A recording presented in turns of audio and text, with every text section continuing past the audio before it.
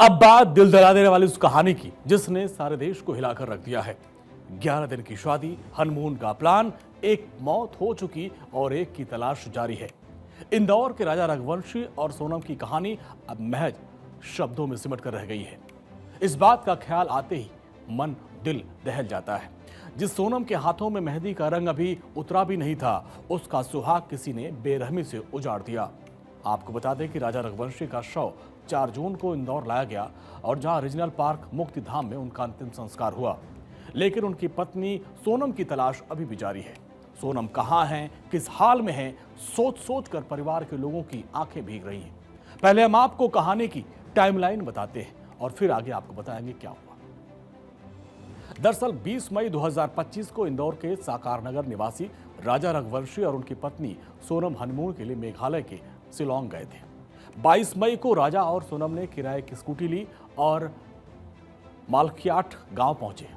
इसके बाद उन्होंने एक स्थानीय गाइड को हायर किया जो उन्हें नोंग्रियाट गांव के शिपारा होम स्टे ले गया, जहां राजा और सोनम में रात बिताई। अगली सुबह ये दोनों चेकआउट करके गाइड के बिना मावलख्याल गांव लौट आए। 23 मई को दोनों ने परिवार से आखिरी बार बात की और जिसके बाद उनका फोन बंद, स्विच ऑफ। 11 दिन के बाद 2 जून को शिलोंग के सोहरा इलाके के वही सोडोंग में झरने के पास 200 फीट गहरी खाई में राजा का सला गड़ा शव मिला है। पोस्टमार्टम रिपोर्ट में पुष्टि हुई कि उनकी हत्या डाव नामक एक धारदार हथियार से की गई है। शव के पास सोनम की शर्ट और रेनकोट मिला है, लेकिन उसकी कोई जानकारी नहीं मिल पाई है। राजा का शव मिलने के बाद अब सोनम की तलाश की जा रही है। हालांकि मौसम की वजह से बार बार सर्च ऑपरेशन में रुकावटें भी आ रही हैं। सोनम की तलाश में जुटी पुलिस और एनडीआरएफ की टीम ने वही सोंडोंग जलप्रपात इलाके के आसपास के जंगल के चप्पे चप्पे में तलाशी कर रही है, लेकिन भारी बारिश की वजह से टीम को काफी मुश्किलों का सामना करना पड़ रहा है। बचाव अधिकारियों का कहना है कि सोनम जिस इलाके में लापता हुई वो भारत के सबसे चुनौतीपूर्ण इलाकों में से एक है। यहां पर खतरनाक फिसलन है। सोनम को तलाशने के लिए एक खास टीम को जंगल में उतारा गया। एक रिपोर्ट के मुताबिक एनडीआरएफ की 1st बटालियन के इंस्पेक्टर लाल सिंगसन ने बताया कि वे सोंडोंग इलाके में एक खड़ी खाई है और उसकी टीम के लिए पहली और सबसे बड़ी चुनौती है। इस घुमावदार इलाके की दूसरी समस्या है यहाँ विजिबिलिटी।